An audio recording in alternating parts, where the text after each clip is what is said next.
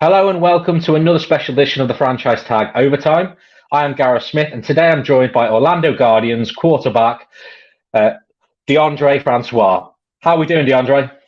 I'm doing good. How are you? I'm very good. Thank you very much for asking. I do thank you very much for your time today. We do highly appreciate it, as I appreciate that you are in the middle of camp right now. How's training going? It's going well. Um, every day we're getting better and better. 1%. We're just trying to focus on not making the same mistakes twice. Watching the film, dissecting the film, and just correcting your mistakes. Everybody's holding everybody accountable. Um, I think it's day 5, so day 6, day 7, and day 8 should be better, and we're just going to continue to grow. Now, and I think that one thing that is quite unusual about the XFL compared to any other league is how the fact that, particularly this year, it's complete brand new rosters and everyone who may have played together in other leagues here and there, but primarily majority of guys have never played together. How are you finding that process of getting to know your wide receiver room, your tight ends? How are you finding that process? It's a very difficult process, usually, but the way Coach Buckley and our front office, the way they constructed our team, and they picked guys who were not knuckleheads, guys who were hungry. So when you have everybody around you who's fighting for the common goal, you kind of it's easy to get along with somebody who's also trying to win. It's easy to get along with guys who have a lot to lose and are putting you know everything on the line for this dream and chasing the same dream that you're chasing. So Coach Buck in the front office, they did a great job at just picking the right guys to build the right team camaraderie. Also, we had a retreat in Orlando to where we had some guys come out there and we threw the ball around. So a couple of us already were familiar with each other. Yeah. Um, and just being in the football world, it's a small world. A lot of these guys we've played with each other or against Mhm. one another, so it wasn't too hard for us, the Guardians, to really form that team camaraderie. After 5 days of practice, I could say that we're getting better every day and we're getting closer every day as a team. No, that's really good to hear. One thing that has been, I think, was a lot of people would agree that, particularly the wide receiver core that you have amassed in Orlando, is an extremely talented bunch. You've got some players who obviously have got that NFL experience, as well as some guys who've got some really good college pedigrees about them. Um, what advantage does it give yourself as a quarterback having such good talent around you in that positions? It's a huge advantage. As a quarterback, you want to get the ball to your weapons. You want to be accurate and make good decisions. So just getting the ball to those guys and knowing those guys can take a 5 yard hitch, 80 yards is good to know. It's relaxing for us as a quarterback. And we got guys that I can trust on the outside that I know that will be where they're supposed to be when they're supposed to be there. So it makes my job much easier. And obviously, having someone with your ability also helps them. The fact that one thing that was quite familiar with your game in college was the fact that you weren't a quarterback that was stats out in the pocket. You were quite mobile and you had a hell of an arm on you when you let one fly. How do you think your wide receivers appreciate having someone who can extend that play and make their job of getting open easier? Um, I would think they would appreciate it a lot. Just in general, having a guy back there who's a leader, a guy back there who can, you know, uh, get them the ball. That's all receivers want. They want the ball in their hands, and I feel like me, Quentin, and Mitch, we all are capable of doing that, and we all are here competing in camp, and it's just a process. We know it's a process, but we have guys on the outside who can go get it, and they know that they have quarterbacks who can deliver. As you say, it's very really important for the wide receivers to know that they've got someone there that they could trust, and likewise for you. How's the camaraderie within the quarterback room as well? Which, because I understand sometimes it can be a very competitive environment. How are you guys getting on so far? I probably think we have one of the closest quarterback rooms in the league just because I played with Quentin at the Hula Bowl already. We played on the same team at the Hula Bowl, and then I played in Fan Control Football League with Mitch. So we're all familiar with each other. We're not strangers to each other, and we're all good guys. We want to see each other be successful, and all three of us are competitors. All three of us have different, game styles, and we play a different game, but we all are accurate. We all make good decisions, and we all three are team players, so we're all for the team. Which is really important because particularly having a good core set of quarterbacks is one of those things that teams should always want at least to have one star and then other quarterbacks who, should anything ever happen to the league, which, as you know, in football does happen, having a good, strong quarterback room is essential to success. So we'll go back a little bit to the XFL itself. How did that come about for yourself? So when the announcement happened, how long afterwards was it before you were contacted to get involved? I always knew about the XFL and that it was going to come back in 2023. So I just tried to stay ready and tried to make sure that I was ready for the workouts and the opportunities when they came. So after my FCF season ended about May, June, right after my season ended, a week after the championship game in the FCF, I had a workout at IMG Academy for the XFL, and I just always knew I would be in it just off of my work ethic and just off of me being so hungry and waiting for this opportunity after it shut down in 2020.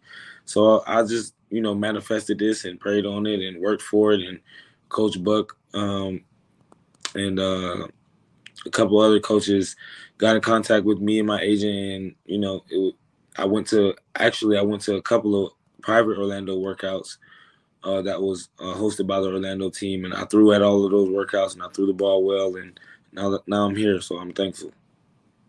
And how did it feel to find out you're going back to Orlando, a city that you know fairly well, having spent a lot of your youth there?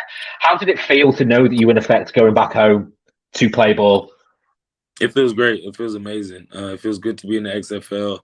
And it's just the added extra blessing to be able to play in my hometown. So I'm thankful, and I need to make sure that, I put on a good show for the people of Orlando. And as you know, people in Florida know their football quite really well. It's a league that has, it's a state that has a lot of NFL teams. It has a lot of very excellent college programs. So having a good Orlando Guardians team is imperative for the area as well, just so, because you know what the fans are going to be like. They know their football. Does that add any pressure? No, you're playing in a state like Florida that has this massive knowledge on football. No pressure. It's still just a game at the end of the day. We're still going out there and having fun. Executing the plays that the coaches call for us, and working for the best outcome. We can't tell the future, but it's no pressure. If we played in Texas, or if we were based in Vegas or St. Louis or DC, any of the states, it's always football. Football is just the whole United States. Anywhere you are, no matter where you are, people love the game of football. So, but to be playing in Orlando and in the state of Florida, where Orlando's eager for a football team. Orlando feels like they should have a football team. So now that they have one, we definitely have to, put on for the city of Orlando and make sure that we don't embarrass the city of Orlando, because they have high hopes for us just as we have for ourselves. And Orlando itself was part of the original XFL back in the day when Vince McMahon and WWF at the time tried launching a league. So obviously Orlando itself has got an XFL pedigree. How important do you think it was that Orlando was brought back in 3.0 iteration compared, because it was obviously missed out in 2.0? It's very important. I remember Tampa had a team in 2.0, but you have the Tampa Bay Bucks and the Tampa Bay Vipers. They still had a great crowd. They still had a great audience and fans to play in front of. But I feel like Orlando is just the perfect spot. It's a growing city. It's a very, very big city. And you get a lot of tourists, you get a lot of fans. And we have the Orlando Magic and the Orlando soccer team. So adding the Orlando Guardians just adds to another growing city. It adds another piece that the people of Orlando are looking for. And you just brought up an interesting point there in the fact that you mentioned, obviously, that Orlando has its tourist market, which I think is an advantage that Orlando and Vegas probably have for international fans compared to the rest of the league. Particularly, I know being British, that Orlando is a city I've been to many times. The basketball side that I support is the Magic because I went there once when I was younger, went to a game, and every time I go to Orlando now, I have to go to a Magic game. Um, Orlando has a Guardians has a great opportunity to be the international fan team of choice. Right. What do you think you will need to do to make sure that not only fans come one time, but make it? I'm going to Orlando. I will catch a game while I'm in town. We just need to do what Coach Buck says. We need to follow the head man lead. We need to play smart. We need to play fast, and we need to play fearless. And whatever the outcome is after that, we'll live with it. So we're just putting our best foot forward, working every day, getting 1% better, continuing to grind, and that's all we can do as young men. No, and it's one of those things that I'll be honest, it's the second I heard there was a team in Orlando, it was a done deal for me. As I say, my basketball side's there, so the Guardians was always going to be my team of choice because, as I say, it's a city that, as a Brit, I'm more likely to go to than any other city in America, just because the ease, and obviously there's an awful lot to do in Orlando. Yeah. It's well known for a mouse as well, which obviously gets a lot of people in town. One thing that, like, for example, when I heard your name mentioned, us Brits, we don't get as good of access to watching the college games as we do, as you do in America. We have very limited access in comparison. But your name jumped out straight away to myself because I remember your time playing at the Florida State University and that Orange Bowl against Michigan and that whole season that you had. How has the player of Deondre evolved since that player that we saw back in college? Just, I'm faster than I was back then. I'm smarter. I'm older, more mature, so I understand the game better. Just having time away from the game, watching the game from the couch, just watching film and not being on the field, I got a chance to really learn more about the game and really see it from a different aspect. And now the game is slow for me. But like I said, I'm more mature, so my decision-making is much better. My accuracy is much better. Continue to work on the accuracy and decision-making as a quarterback. But, not too much different. I'm still the tough young guy that was at Florida State that can take a hit and that, will stand in the pocket and make a throw. But I would have to say just much more mature and better decision-making. And without doubt, is one of the most essential skills for a quarterback is having that, as you mentioned, the game slow down for yourself. When that moment happens, you can't often see when a quarterback can start to click, and it's such an important thing for a quarterback to be able to do and have that calming presence. What would you say your leadership style is as a quarterback? What would you say your personal style would be? My personal style, it just depends on the person that I'm trying to lead or the group that I'm leading, or just it depends on the audience. I feel like as a leader, you need to be able to affect everyone in different ways, and everyone takes leadership different. Everyone takes criticism different. Some guys. Oh, yeah. Some guys you need to yell at. Some guys, that's just what they need to get them going. And some guys you need to walk to the side and take them in private and have a conversation with them.